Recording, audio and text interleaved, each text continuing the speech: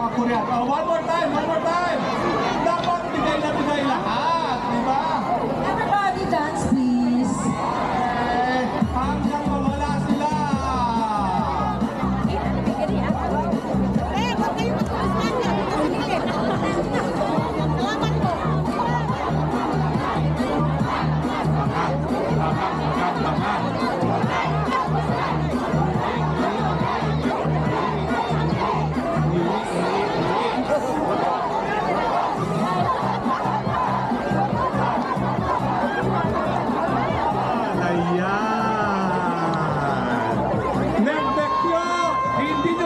Incitement to sedition sa Netherlands.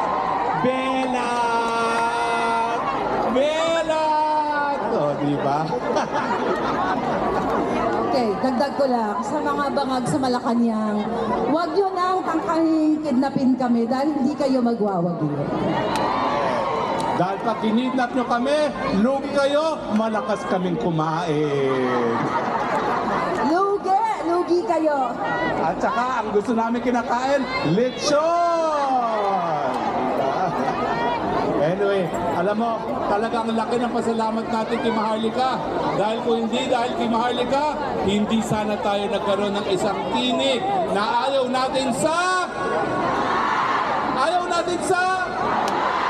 Correct.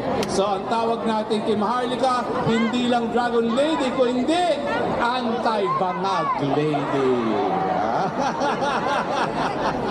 Ay, naku, wala na oras. Wala pa ako nasasabi. Sandali nga lang. Magsasalita na ako. Sandali lang. May extension. Not counted ang Bangag-Bangag Dance. That's national anthem. Anyway, maraming salamat po sa inyong suporta sa ating Tatay Digong. At syempre, naririto tayo, hindi lamang para bumati ng happy birthday kanino kay... Sinong susunod na presidente? Correct. Sino pinakamagaling na presidente?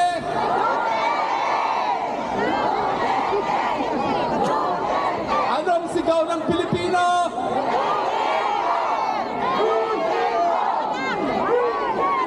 Sabi nila, bayaran daw ang mga nasa Europa. Bayaran ba kayo?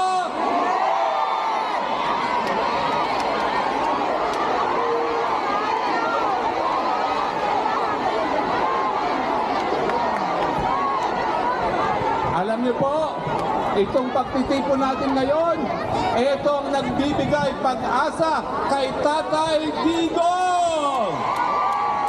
Kung wala kayo, nawala na siguro siya ng lakas ng loob para lumaban sa mga kidnappers, mga bangag sa palasyo.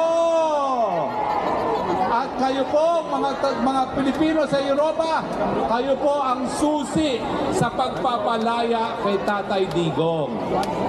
Bakit? Sino ba ang gwardya ni Tatay Digong sa kulungan? ICC o mga Dutch? Sino nagmamay-ari ng kulungan? ICC o Dutch? And yet, ang mga Dutch, sabi nila, sila ang kampyon ng karapatang pantao. Tama ba yan? Kampyon ng karapatang pantao, nakakulong si Tatay Digong dahil kinita. Tama ba yan? And yet, ang yayabang nila, sila daw ang champions pagdating sa karapatang pantao. Tama ba yan? Anong sigaw natin sa mga Europeans?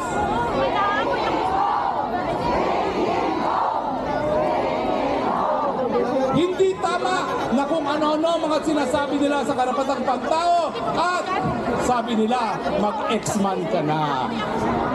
Ano yun? Signal na magbuburles ako?